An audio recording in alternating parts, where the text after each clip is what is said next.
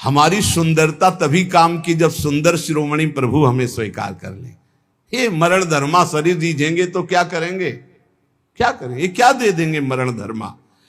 इसलिए अति दुर्वारा इंद्रिय वैरिण आमर्दयंती सततम माम। गौर से देखो तो प्रभु दिखाई देने चाहिए, अन्यथा कुछ नहीं है इनमें। कौन सा सुंदर रूप है, कहां सुंदरता है, कहां सुंदरता रह गई है। बहुत विचित्र स्वभाव। आज जो हमारे समाज का स्वरूप बिगड़ता चला जा रहा है, बुरा जरूर लगेगा, लेकिन बाबा जी हैं, अगर हमारी बात नहीं तुम्हें समझ में आएगी तो तुम्हारी हिम्मत नहीं कि कोई कहे, इसीलिए हिम्मत से कह रहे हैं। ए भाई, ये अंग प्रत्यंग ढकने के लिए है, अंग प्रत्यंग ढकने के लिए। इनकी पवित्रता, इनकी उज्जवलता, इसको आप बिखेरो मत। आपका चरित्र महान तो आपका जीवन महान हो जाएगा। इससे आप महान नहीं बन जाओगे, इससे महान नहीं बन जाओगे। नहीं, जितना पवित्रता, गांव के बड़े बूढ़े से, अब हमें तो पता नहीं, लेकिन हम अपने सामने देखा है इतना तुरंत हो गया। बूढ़ी बूढ़ी का पानी लाना तो पानी, घर में घुसेंगे तो ऐसे पूरा घर सावधान, एकदम ऐसे। बड़े बुजुर्ग, मर्यादाएं थी, पवित्रता थी, उसी का परिणाम राष्ट्रभक्त, भगवत भक्त, प्रेमी संतानें होती थी, चाहे बच्चा हो चाहे बच्ची हो, एक से एक उज्जवल कीर्ति वाले। आज बच्चा बच्ची ऐसे हो रहे हैं, अपने माता पिता को पीट रहे हैं, अपमानित कर रहे हैं, मनमानी आचरण कर रहे हैं, और कह दो तो ऊपर से अंकुश आ जाए। तुम होते कौन हो कहने वाले, कौन होते हो कहने वाले? कोई किसी को कह नहीं सकता। नहीं, हम इसलिए कह सकते हैं कि हम शास्त्र, संत, गुरुजन, इनका अधिकार है समाज पर, और समाज का इनके ऊपर अधिकार है।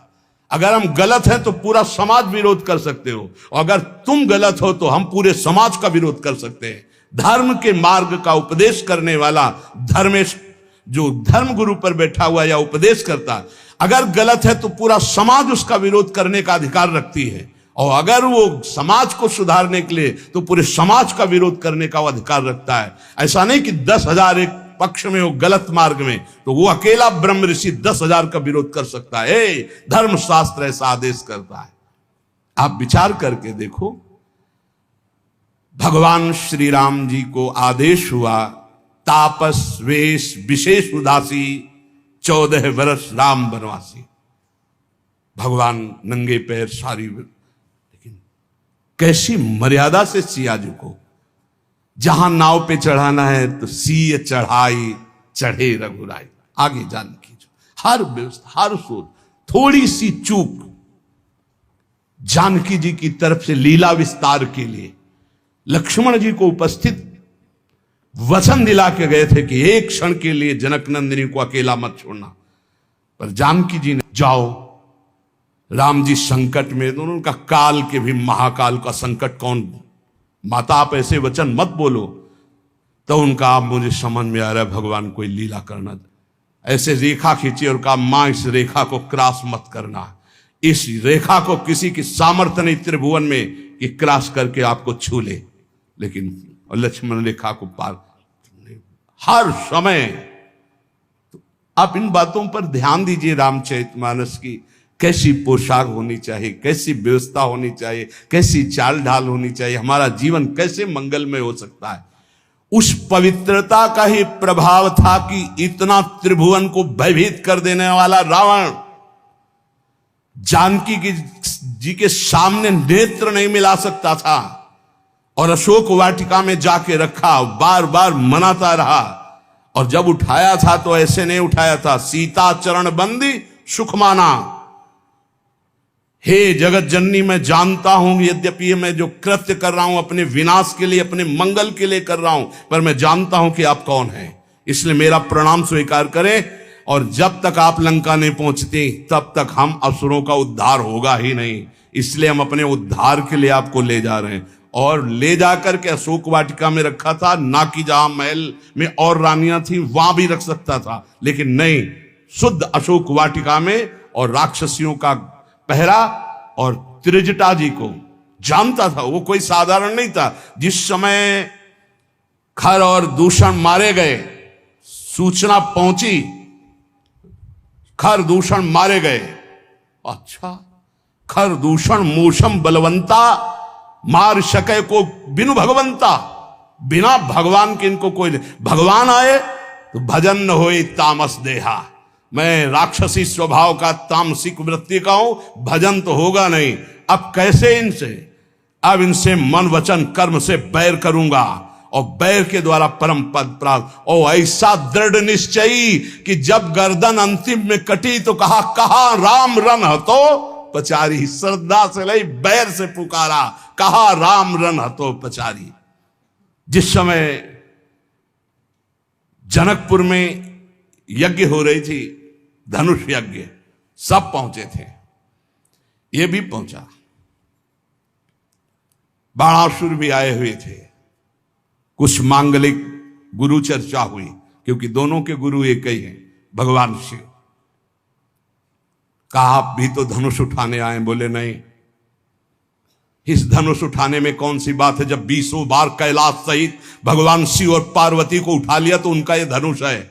मैं धनुष उठाने नहीं आया, मैं धनुष उठाने वाले को निमंत्रण देने आया हूं। बोले कौन है यहां धनुष उठाने वाला? बोले पहले भगवान श्री राम जब विश्वामित्र जी के साथ पधारे तो रावण ने दृष्टि मिलाई और कहा कि ये नेह निमंत्रण नहीं दे रहा हूं, ये बैर निमंत्रण दे रहा हूं। ये धनुष आप ही भंग करेंगे, सीता जी आपको ही मिलेंगी, लेकिन मैं सीता का अपहरण करूंगा और तुम्हें रुलाऊंगा, और तुमको ये जो टांगे हुए सारंग धनुष, इसी से निकले हुए बाणों से संपूर्ण लंका का उद्धार करना होगा।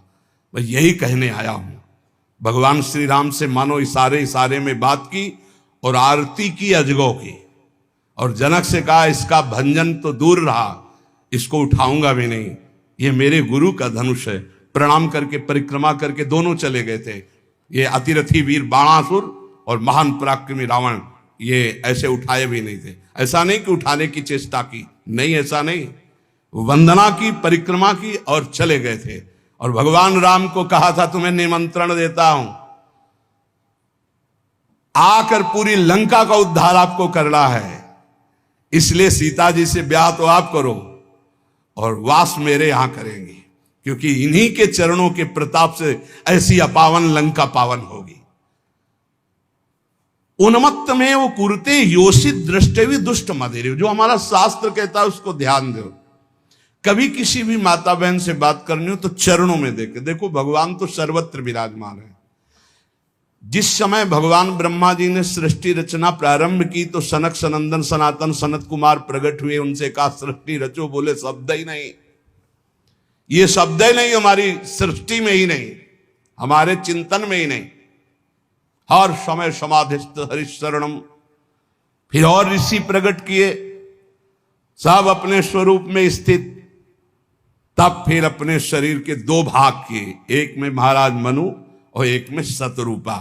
फिर ये परस्पर ऐसा आकर्षण प्रकट हुआ जिससे सृष्टि वर्धन नहीं, सब ब्रह्म स्वरूप, सब भजनानंदी, भजन में ही डूबने के लिए। तब ब्रह्मा जी ने अपने शरीर के 2 भाग किए, वामांग से शतरूपा और दाहिनी भाग से महाराज मनु, और यहां से फिर ये मैथुन सृष्टि प्रकट हुई। जिसे भगवत मार्ग में, चाहे वो गृहस्थ हो या विरक्त, गृहस्थ है जिससे पाणी ग्रहण मात्र किया उससे, विरक्त है तो संपूर्ण चराचर जगत में अपने इष्ट का भाव रखते हुए चलना है। नहीं तो अति दुर्वारा इंद्रिय वैरिण आमर्दयंती सततम माम। देखो जब अच्छा साधक कहीं गड़बड़ हो जाता है तो वो अपने जीवन को ही नष्ट कर देता है। ये अपने वृंदावन की बात है कि उधर पानी घाट की तरफ कोई साधक एकांतवास करता। अभी हमसे कल प्रश्न हुआ कि नए साधक को एकांतवास करना चाहिए या सत्संग साधु समागम। तो हम कहा नए साधक को सत्संग साधु समागम करते हुए थोड़ा समय एकांतवास करना चाहिए। जैसे आप आ रहे तो घंटे 2-4 घंटे 6 घंटे आपका एकांत में कमरे में भी, और हर समय आप घेरे के अंतर्गत हो। अकेले रहने में, वो भी साधक को साधन में एकांतवास बहुत सावधानी का करना है। मोबाइल तो बहुत ही घातक है, बहुत ही सहायक है। अगर मन चंचल हो रहा है, आप सत्संग लगा लो। मन चंचल को शांत कैसे करें, सैकड़ों सत्संग इस विषय के पड़े हुए हैं। अगर आप सावधान नहीं तो फिर मन चंचल होकर विषय सेवन में ले जाए। अब वो रोज मोबाइल का गलत प्रयोग देख रहे थे, उनको घृणा हुई अपने जीवन से और उन्होंने अपना जीवन शांत कर लिया यही वृंदावन में। क्या फायदा हुआ? जीवन शांत होने से क्या भगवत प्राप्ति हो गई? अगर सत्संग मिलता होता तो कम से कम इतनी हिम्मत तो हो जाती कि मोबाइल को ईंट से कुचल देते। अपने को क्यों शांत किया? अपने को तो आज सुधारा जा सकता है, अपने को तो बचाया जा सकता है विषय सेवन से। इसलिए बहुत सावधान, नहीं कभी आपका मन जो गलत मार्ग में शिक्षा दे रहा वही आपको नष्ट कर देगा। बहुत सावधान। कलिकाल है ऐसा, यंत्रों में एक क्षण में आप संसार की गलत बातें देख सकते हैं। वो बहुत बुद्धि को नाश करने वाला है, बहुत बुद्धि। छोटे छोटे बच्चे बताते हैं कि हमारी दुर्दशा इससे हो गई। इसलिए कंदर्प शविष विषखैर निरवधि मम दह्य मानस्य। जब कोई किसी माता बहन की तरफ या विपरीत शरीर की तरफ देखता है तो कामदेव उसी समय विशिख अपने बाणों का संचार करता है।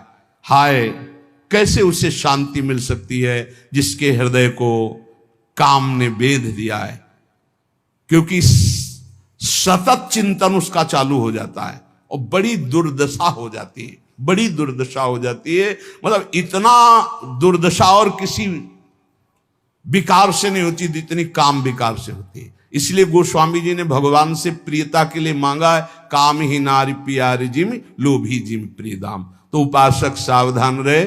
आज सत्संग में श्रीपाद प्रबोधानंद जी ने खास तौर से वृंदावन की बात बताई कि यहाँ ये नित्या निर्विकारा निरवधि गुणाहा प्रपंच से ऊपर उठा हुआ महापुरुष निष्प्रपंचाहा समस्त दोषों से रहित भगवत अनुराग से युक्त होकर प्रिया प्रीतम की दिव्य केली को देखता है। यहाँ कैसा भी दुष्ट स्वभाव का आ जाए उसे भगवत प्रेम मिलता है। पर उपासक को यहाँ रहते हुए ये सावधानी करनी कि वर्तमान में कभी हमारा कोई विपरीत संयोग, शरीरों का आकर्षण हमें नष्ट न कर दे, क्योंकि प्रिया प्रीतम की महान प्रेम भूमि है। अपने को इस बात के लिए संभालना है। बहुत जन्म हम लोग गिरते रहे, बहुत जन्म पतित होते रहे। अब थोड़ी हिम्मत कर ले, भगवत मार्ग में थोड़ी हिम्मत से चल ले। 2 मिनट संतवाणी हम लेंगे, क्योंकि इसी प्रसंग से मिलते हुए वचन महापुरुषों के हैं। उपासक को सावधानी ये रखनी है कि जब तक तुम्हारे शरीर में बुढ़ापा नहीं आता, कोई असाध्य रोग नहीं हो जाता, तुम्हारी इंद्रियां बलवान हैं, तब तक तुम अपनी इंद्रियों को गलत आचरणों में मत उतारो और अपने कल्याण के लिए उपाय कर लो। नहीं बुढ़ापे में या असाध्य रोग में या इंद्रियां जब निर्बल हो जाएंगी तब तुम कुछ नहीं कर पाओगे। जो मनुष्य दूसरे प्राणियों के शरीरों की हिंसा करके या हिंसा करवा के या हिंसा का अनुमोदन करके अपने शरीर को पुष्ट करता है, जैसे पशुओं को लाके काट के फिर खाना, बोले हम काटते तो नहीं, दुकान से ले आते हैं। तो दूसरा, हम लाते भी नहीं है, मंगवा लेते हैं। तीनों को बराबर नरक मिलेगा। कर्ता प्रेरक अनुमोदन, प्राणियों की हिंसा करना, हिंसा करवाना, हिंसा का अनुमोदन करना, ये स्वभाव भगवत मार्ग से बिल्कुल विपरीत ले जाएगा। संतों की बातें, भगवत भक्तों की बातें, शास्त्र की बातें जहर जैसी लगेंगी ऐसे लोगों को, और अगर सुन लिया श्रद्धा से तो सुधार भी हो सकता है। किसी भी तरह से किसी भी जीव को मार करके खाना जो हमारे शास्त्र के विरुद्ध है, वो तुम्हारे लिए हिंसा बहुत बड़ा पाप होगा। जीव तो सब में है, जीव बिना जीवे नहीं। मूरी में भी जीव है, गाजर में भी जीव है, आलू में भी जीव है, अरहर के पेड़ में भी जीव है, उर्द के भी पेड़ में, गेहूं के भी पेड़ में, लेकिन वो हमारे खाने के लिए शास्त्र सम्मत है। लेकिन ये दूसरे अन्य जीवों के मारकर खाने की बात मानव शरीर के लिए नहीं, राक्षसी भाव के लिए, जो राक्षस हैं उनके लिए है। संसार में जितने भी जीव हैं मन से, वचन से, शरीर से जब किसी को दंड नहीं दिया जाता तो अपने सारे पाप नष्ट होने लगते हैं और उसे कोई भी दुख भोगना नहीं पड़ेगा। उसके दुख देने वाले पाप कर्म क्षय हो जाते हैं। सभी जीव को चाहिए कि ये बात समझ लें, सब यहां जीना चाहते हैं, सब अपने शरीर को सुखी रखना चाहते हैं। अगर किसी भी प्राणी को तुम मारते हो या उबालते हो या खाते हो तो तुम्हारा नाश निश्चित है, तुम्हारी दुर्गति निश्चित है।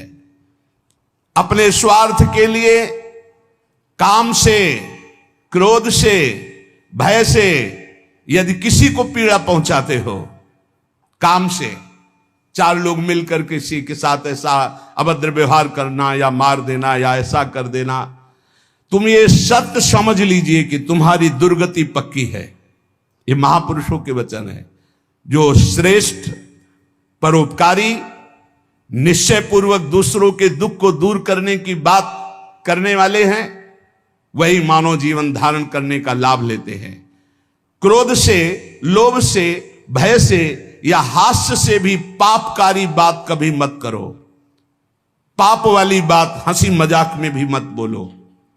जो साधक आत्मज्ञान प्राप्त करना चाहता है उसे चाहिए सत्य बोले, परमित बोले, थोड़ा बोले और संशय रहित बोले, परिपूर्ण स्पष्ट बोले, अनुभूत बोले और वाणी को चंचल ना होने दे, मर्यादा से बोले।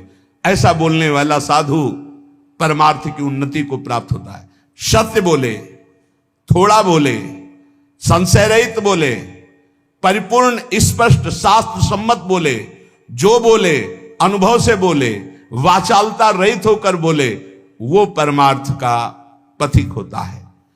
जो भाषा सत्य है पर कठोर है, दूसरे को दुख पहुंचा रही है, बड़ी रूखी बात है, वो नहीं बोलनी चाहिए।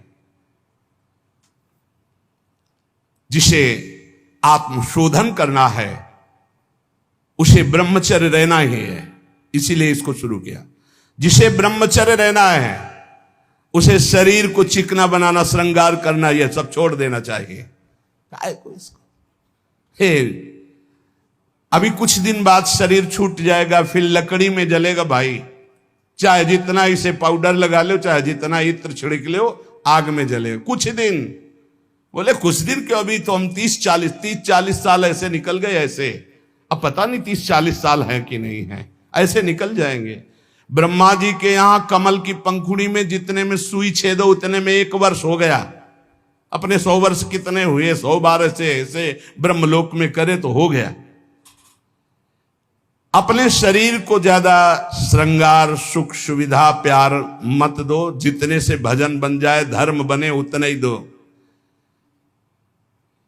स्त्रियों का काम भाव से स्पर्श करना, संभाषण करना, देखना छोड़ दे। यदि आत्मशोधन करना है स्त्री साधक को पुरुष साधक से, काम भाव से, कैसे, किसी भी तरह से, बहुत सावधानी का विषय से आपको खुद निर्वाह करना है, कोई दूसरा निर्वाह करने वाला नहीं, दूसरे को सफाई देने की जरूरत नहीं। तीसरी बात, पहला है शरीर का श्रृंगार, दूसरा है स्त्रियों से संसर्ग, संभाषण, बातचीत आदि आदि। तीसरा है पौष्टिक और स्वादिष्ट भोजन। ये महान भयंकर हैं 3 बातें जो साधक को नष्ट कर देती है। शरीर का श्रृंगार करना, माताओं बहनों से काम भाव से युक्त होकर के इस तरह का व्यवहार, बातचीत, ऐसा आप सफाई पेश कर सकते हैं। भैया सफाई पेश करने की बात नहीं, आप खुद देख लीजिएगा। आपका अगर दृष्टि ठीक है, आपका भाव ठीक है, आपका व्यवहार ठीक है, भगवान को साक्षी करके, तो कोई दोष नहीं है। लेकिन यदि आप अंदर से दूषित हैं तो आप बचिए। और स्वादिष्ट बलिष्ठ भोजन, आत्मशोधन करने वाले उपासक को जरूरत नहीं, कोई जरूरत नहीं। ये घी, रबड़ी, रसगुल्ला, दूध और ये बादाम, पिस्ता, ये गृहस्थों के लिए बने, ये भगवत मार्ग के पथिकों के लिए नहीं, उनके लिए नाम रूपी बल और ब्रह्मचर्य का महान ताकत, एक अद्भुत बल, एक अद्भुत उत्साह, एक अद्भुत तेज बना रहता। बादाम में थोड़ी है, हलवा में थोड़ी है। बादाम हलवा खा के तो बेकार हो जाओगे। शुद्ध सात्विक थोड़ा अन्न एक बार डाल लिया शरीर पोषण के लिए, बस जल, व्यायाम, प्राणायाम, ब्रह्मचर्य, इससे बहुत बड़ा बल प्राप्त होता है। हमें निरंतर मन को वश में करना, मन को वश में करने के लिए ये शारीरिक बल की जरूरत नहीं है। शारीरिक बल तो अपने आप बना रहता है। उत्साह, एक आत्मिक शक्ति, एक बल, एक अलौकिकता रहती है, ये निकृष्ट आचरण करने से नहीं। स्वादिष्ट और पौष्टिक भोजन की कोई आवश्यकता नहीं ब्रह्मचारी के लिए कि 5 चम्मच उसमें दाल में घी डाल के और सब कर, फिर कैसे हजम करोगे। तपस्वी उपासक को चाहिए स्त्री के रूप की तरफ, उसके हास्य की तरफ, उसके मधुवचन की तरफ, उनके संकेत की तरफ, उनके हाव भाव की तरफ, या स्त्री उपासक को चाहिए पुरुष के ऐसे परस्पर चितवन को ना देखे, ना चिंतन करे, ना देखे, ना चिंतन करे। परस्पर विरोधी शरीर को राग पूर्वक देखना, उनके अंग प्रत्यंगों का चिंतन करना, उनकी बातें करना, ये ब्रह्मचर्य कदापि नहीं रह सकते जो ऐसे आचरण वाले लोग हैं। ब्रह्मचर्य व्रत में रत रहने वालों को अत्यंत सावधानी पूर्वक अपनी इंद्रियों को दर्शन, संभाषण, चिंतन से बचाना है। जो भिक्षुक ब्रह्मचर्य का आनंद प्राप्त करना चाहता है, उसको अच्छे अच्छे पदार्थों के स्वाद पाने वाली जिह्वा पर काबू करना होगा। हाँ, ये जवानी जो है ये व्यतीत होनी चाहिए तपस्या में, जलने में व्यतीत होनी चाहिए, तो बुढ़ापा में वर्षा हो जाएगी। गर्मी की बात वर्षा आती है ना, जलोगे तपोगे तो वर्षा हो जाएगी। अगर पहले ही भीजे भोगों में पड़े रहोगे तो बुढ़ापा में सड़ोगे। फिर ध्यान रखना, पक्की बात समझ लो। सड़ना जानते हो किसे कहते हैं? अगर ध्यान हो आपको हितधाम में, एक 70-75 वर्ष के वयोवृद्ध वेशधारी जो बोल रहे थे, तुम हम दोबारा पुनरावृत्ति नहीं करेंगे बोलने की, वो बोल रहे थे, आप लोगों को ध्यान होगा कि महाराज बचा लीजिए, 75 साल का हूं, ऐसे से ऐसा ऐसा ऐसा। इसलिए ब्रह्मचर्यरत भिक्षुक को चाहिए किसी भी विपरीत शरीर से परिचय न ले, एकांत मिलन की बात ना हो, किसी भी तरह से अपने मन की कमजोरी सामने वाला ना जान पावे। ब्रह्मचर्यरत भिक्षुक को चाहिए कि वासनावर्धक, पुष्टिकारक भोजन, पेय, वार्ता, दृश्य, इनका परित्याग कर दे। जैसे बहुत ज्यादा ईंधन हो तो अग्नि उतनी ही ज्यादा बढ़ेगी, ऐसे जितना पौष्टिक आहार करोगे उतने काबाग्नि बढ़ेगी। शरीर का श्रृंगार, शरीर की शोभा, शरीर को सुख आराम देने की भावना वाला कभी ब्रह्मचारी नहीं हो सकता। बहुत सावधान। जब भगवत मार्ग में चले तो अंगूठी की जरूरत क्या है? जब भगवत मार्ग में चले हैं तो किसी भी तरह के आभूषण की जरूरत क्या है? भगवत मार्ग में चले तो कंघा की जरूरत क्या है? भगवत मार्ग में चले हैं तो चिकनाहट लगाने की जरूरत क्या है? सजाने की जरूरत क्या है? वैसे ही तेजों में सजे रहोगे। बहुत सावधानी की जरूरत है और व्यायाम अत्यंत आवश्यक है। ये नहीं कि हम बहुत सेवा करते, नहीं। अरे ब्रह्मचर्य को पचाने के लिए 1 घंटा व्यायाम की जरूरत है। दवा कोई वर्जिश से बेहतर नहीं, नुस्खा है कम खर्च, बालानसेन शक्ति बढ़े, फुर्तील है, चोट न अधिक पिराए, अन्न पचे चंगा रहे, कसरत सदा सहाय। कम से कम 1500 दंड बैठक मारियो, फिर 2, 4, 6 घंटे पद्मासन सिद्धासन में नस नाड़ी एकदम शुद्ध, तब वो ब्रह्मचर्य लगना चाहिए कि ब्रह्मचारी जा रहा है। ये पानी से शुद्ध हो जाओगे, पानी से केवल, जैसा घी लगता है ऐसा पानी लगेगा। प्राणवायु का संशोधन करके प्राणायाम कह नहीं रहा है, हफ्ता भर भोजन नहीं मिला, गंगा जल से काम चलता रहा है। जब कभी कहीं मिल गया तो फिर 30-35। हाँ, एक बार एक गंगा किनारे एक कुटी थी तो राधे श्याम झोपड़ी थी, वयोवृद्ध संत निकले। आओ आओ, हम जानते हैं गंगा किनारे भ्रमण करने वालों की क्या दशा होती, क्योंकि गंगा किनारे रहे भूखे हो गए। हाँ महाराज, कई दिन से नहीं मिला? हो गए होंगे 8-10 दिन। बोले बैठो, कोई त्योहार था, गांव से गए, पूरी कचौड़ी मांग के लाए। आप सही मानो इतनी, वो पूरी ला के ऐसे रख दिए, 2-4 ऐसे सब्जी के टुकड़े होंगे भिक्षा में जैसे, हमें यह भी ध्यान नहीं रहा कि इनके लिए पूछे। पूरा राधे श्याम जब पा चुके गंगा जल, हम कहा महाराज आप, बोले हमें पता है, हम शाम के फिर ले आएंगे। बोले हमें पता है गंगा किनारे कैसे होते, क्योंकि अब फिर पता नहीं कई दिन में मिले और कई दिन बाद मिला था। और कभी गैस की गोली थोड़ी कि गैस में कुछ नहीं, गंगा जल। अच्छा, ऐसी स्थिति में रोज आसनों पे बैठना, रोज व्यायाम करना। अभी पता नहीं आजकल के नए बच्चे व्यायाम में क्यों नहीं लगते, प्राणायाम क्यों नहीं करते, क्यों संयम से नहीं चलना चाहते। को बोले समय नहीं है, समय आधा घंटा 1 घंटा तो व्यायाम होना चाहिए। ये व्यायाम जरूरी है, गृहस्थ हो या विरक्त, आधा घंटा व्यायाम। मोटरसाइकिल भी जब चलाते हैं ना लोग, तो पहले रेस में डालते हैं, नहीं एकदम धुआं करके रेस में, फिर वो एकदम गरम। जब तुम भी रेस में डालो, सुबह उठ के 2 बजे उठे, छत में चले गए 3 बजे तक, दंड बैठक व्यायाम प्राणायाम करके एकदम फुर्सत पाए, सत्संग में ऐसे बैठे। ब्रह्मचारी मतलब आग, ब्रह्मचर्य मतलब आग, आप सच्ची समझो आग। पैर ऐसे पड़े जैसे आग में पैर पड़ते। आग में पैर कैसे पड़ते, ऐसे ब्रह्मचारी चलता है, क्या है जैसे गिलहरी नहीं एकदम टिलटिलाती भागती है, ऐसे ब्रह्मचर्य का जीवन होता। पता नहीं तुम लोगों की बातें समझ में क्यों नहीं आ रही। हाँ, सच्ची बात कहते, ब्रह्मचर्य में खान पान वाली बात की नहीं कि रबड़ी रसगुल्ला हो तब चिकना, वो तो पेट चिकनाएगा, पेट चिकना मिलेगा एकदम। और ब्रह्मचारी के नेत्र होते हैं, नेत्र बोलते हैं, जैसे जंगली सिंह के नेत्र हैं, ऐसे ब्रह्मचारी के नेत्र होते हैं। उसके नेत्र में एक पावर होता है, एक दबाव पक्ष होता है, वो जिस पर नेत्र डाले तो एक बार झुक जाए सामने वाले के नेत्र। ब्रह्मचर्य का ऐसा पावर, देवलोक सहित समस्त देवता उसे नित्य नमस्कार करते हैं जो ब्रह्मचारी होता है।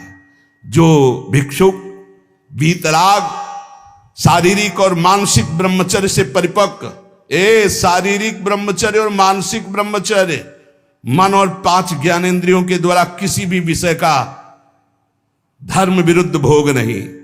ये ब्रह्मचर्य धर्म है, ये ध्रुपद है, ये नित्य है, ये शाश्वत है। पूर्व काल में कितने महामुनि इससे सिद्ध हो गए, इसलिए वर्तमान में और भविष्य में भी जो शुद्ध ब्रह्मचर्य का पालन करेगा वो परम पद का अधिकारी होगा। हिंसा, झूठ, चोरी, मैथुन और परिग्रह और रात्रि का भोजन, जो इनको छोड़ देता है वही भिक्षुक सिद्ध होता है। फिर सुन लीजिए, हिंसा मन वचन कर्म से किसी भी जीव की नहीं, झूठ बिल्कुल नहीं बोलना, चोरी किसी की नहीं करना। चोरी का तात्पर्य है अगर किसी का खेत है, किसी की वस्तु है, किसी का अधिकार है, हम बिना पूछे नहीं छुएंगे। अगर वो दतून भी लेनी है और किसी के दरवाजे पे पेड़ है तो हमें इंतजार करना होगा। अगर पता चल रहा है कि गांव समाज की जमीन है, सरकारी जमीन है, किसी का अधिकार नहीं, तो हम उस वृक्ष से भिक्षा मांगेंगे, हमें एक दतून दे दीजिए। ऐसे नहीं है कि हम किसी वस्तु को स्वतः, जैसे गंगा किनारे बारी होती है और उनसे ऐसे आप फल तोड़ करके खा रहे हैं तो आप चोर हैं। यह नहीं कह रहे हमारा, नहीं, किसी की कोई भी वस्तु बिना भिक्षा किए नहीं लेना है। आगे है मैथुन का पूर्ण त्यागी वीतराग परमहंस, बैरागी, किसी भी तरह के अष्ट मैथुनों में से एक भी नहीं। और परिग्रह, दान नहीं, इसीलिए भिक्षा शब्द है। तुम हमें दे रहे हो, हम नहीं लेंगे, हमें जरूरत होगी हम मांग लेंगे, हम भिक्षुक हैं। ये उपासकों की, अच्छे जो उपासक उनकी रहनी होती, ले 100 रुपया नहीं जरूरत है हमें, आधा घंटा बाद जरूरत होगी तो हम किसी से मांग लेंगे। ए भाई, अगर हमें जहां लगेगा तो हम 5 लोगों से मांग लेंगे अगर जरूरत है, लेकिन हम तुम्हारे देने पर नहीं लेंगे। तुम्हारे देने पर दान होगा और हमारे लेने पर भिक्षा होगी। हमें जब आवश्यकता होगा, जहां से श्री जी प्रेरित करेंगे, हम मांग लेंगे, हमें नहीं चाहिए। हिंसा, झूठ, चोरी, मैथुन, परिग्रह और रात्रि का भोजन, ये साधक कभी रात्रि में भोजन न करे। और सूर्य अस्त होने के 30 मिनट पहले या 30 मिनट बाद, बस इसके आगे नहीं जाना चाहिए। जिसको ब्रह्मचर्य रहना है, साधना में रहना है, एक 9, 10, 11 बजे आराम से आप खूब बतरा के अच्छे अच्छे पदार्थ पा रहे हो, ये सब साधना के खिलाफ बात है। अगर इस समय भोजन नहीं होता 4, 5, 6 सूर्यास्त के 30 मिनट पहले और 30 मिनट बाद तक, फिर आप पानी पी के काम चलाओ या दुग्ध ले लो 200-250 ग्राम। भोजन भरपेट मत करो, क्योंकि हमें 1 बजे रात्रि से जगना है, 2 बजे रात्रि से जगना है, हमें साधना में लगना है। और ठसाठस 11 बजे तक यहाँ पा लिए तो 10-11 बजे तक के लिए वो प्रमाद स्थिति पैदा कर देगा। रात्रि का भोजन निषेध है साधु के लिए, या तो सूर्यास्त होने के पहले या बस सूर्यास्त होने के बाद ही 30 मिनट बाद तक, मतलब 7, बहुत बहुत अधिक 7:30, 8, इसके आगे नहीं। 9, 10, 11, 12 ये सब नहीं। गृहस्थों की बात अलग। वीतराग परमहंसों का हमने स्वभाव देखा है, सूर्यास्त होते होते जो कुछ, बस फिर इसके बाद शांत। ये रात्रि का भोजन तो एकदम निषेध है, 8 के बाद तो पाना ही नहीं चाहिए, ये नियम बना लो। ये 5 कारण होने पर, उपदेश मिलने पर भी वो अपने जीवन में नहीं उतार पाता है। अभिमानी होने से, क्रोधी होने से, प्रमादी होने से, असाध्य रोगी होने से या भोगी होने से। ये 5 दोष होने के कारण गुरुजनों के उपदेश अपने जीवन में नहीं उतार सकता। अभिमानी होने से, क्रोधी होने से, प्रमादी होने से, असाध्य रोगी होने से या भोगी होने से। जो ब्रह्मचर्य नहीं रह पा रहा है, जो भोगी है, वो गुरु के उपदेश नहीं धारण कर सकता। जो असाध्य रोगी है वो बेचारा असमर्थ है, और जो प्रमादी है वो नहीं, और जो क्रोधी है वो नहीं, और जो अभिमानी है वो नहीं। जो गुरु की आज्ञा का पालन करता है, उनके इशारों को समझता है, उनकी आज्ञा में अपने प्राण समर्पित किए हैं, उसके अंदर संपूर्ण भागवतिक सद्गुण प्रकाशित हो जाते हैं। इसलिए उद्धत ना हो, नम्र रहो, चपल ना हो, शांति स्थिर रहो, मायावी मत बनो, सरल रहो, कोई नौटंकी नाटक नहीं, कौतूहली मत बनो, गंभीर रहो, किसी का तिरस्कार मत करो, सबको सम्मान दो, किसी से क्रोध वार्ता मत करो, क्षमा करो, अपने मित्रता का व्यवहार सुरक्षित रखो, शास्त्र का अध्ययन करो, पर शास्त्र के ज्ञान का घमंड मत करो। कोई भी तुम्हारे पर क्रोध करे, अप्रिय व्यवहार करे, तुम उसकी भलाई करो, ईश्वर से प्रार्थना करो कि उसकी बुद्धि शुद्ध हो। ऐसे उपासक को परम पद की प्राप्ति निश्चित होती है। जो श्रवण किया उसको मनन करो, आचरण में उतारो, नाम जप करो, जीवन इस जन्म में भगवान की शरण तक पहुंच ही जाए, भगवत प्राप्ति हो ही जाए पक्का। जो भी हास्य विनोद में भी सत्संग में कहते हैं वो केवल शिक्षास्पद कहते हैं। किसी का नीचा दिखाना या किसी का उपहास करना हमारा लक्ष्य नहीं, लेकिन आप उपहासपद आचरण ना करें। आप ऐसा कोई पहनावा, ऐसा कोई खान पान, ऐसा कोई नाटक ना करें जो हमारे सनातन धर्म के विरुद्ध है, जो हमारे शास्त्र के विरुद्ध है। उससे आपका पतन हो जाएगा, पक्का समझो। बहुत बड़ा प्रभाव होता है सात्विक आहार, सात्विक भेष, सात्विक चिंतन, इससे बहुत उन्नति होती है। और असात्विक आहार, असात्विक भेष, असात्विक मन माने आचरण, इनसे बहुत पतन हो जाता है। इतना पतन हो जाता है, आप सोचो, जिन माता पिता परिवार को प्राणों से अधिक प्यार किया जाता है, बुद्धि भ्रष्ट हो जाती है, काम से पीड़ित होकर वो अपने परिवार के गले काट देता है, भाग जाता है दूसरे पुरुष के साथ या दूसरी स्त्री। ये क्या बुद्धि भ्रष्ट हो गई। जिनकी पूजा करनी चाहिए उनकी हत्या कर देते हैं, जिनको हमें शीश पर आज्ञा, उनके शीश उतार लेते हैं। ये बुद्धि भ्रष्ट हो जाती है। आप देख लो, समाज में देख लो क्या हो रहा है। इसीलिए हम अगर विनोद में भी कोई बात कहते हैं तो तुम्हारे मंगल के लिए कहते हैं। किसी को कभी कुछ चुभे, कभी कुछ कोई शब्द चुभे, उसका विचार करना वो बहुत ही कड़ुआ होगा, लेकिन आपको स्वस्थ करने लायक होगा। जैसे कुछ ऐसी औषधियां होती, कुछ ऐसे चूर्ण होते हैं, बड़े कड़वे होते हैं, नीम जैसे लगते हैं, लेकिन वो आपका परम मंगल करते हैं। इसलिए प्यारे, हमारा किसी को दुख पहुंचाना उद्देश्य नहीं, हमारा उद्देश्य तुम्हें परम सुख प्रदान करना। पर तुम अपनी स्थिति को, अपने धर्म को, अपने आचरणों को भूल गए और मनमानी आचरण कर रहे हो, इसलिए तुम्हें जरूर बुरा लग सकता है। जैसे शास्त्रों में बार बार ये आकर्षण की निंदा की गई। अब अज्ञान के कारण, न जानने के कारण, उस शास्त्रों को कहते हैं अरे स्त्री की शरीर की निंदा की, तो किसी के शरीर की कोई कौन सी वंदना की गई है? पुरुष का शरीर चाहे स्त्री का शरीर है तो पांच भौतिक परस्पर आकर्षण की निंदा की गई, परस्पर अधर्माचरण की निंदा की गई। अगर आप शास्त्र सम्मत बातों को विचार करके देखें तो आज जो हमारी दुर्दशा हो रही वो शास्त्र न मानने से हो रही। शास्त्र की आज्ञा का पालन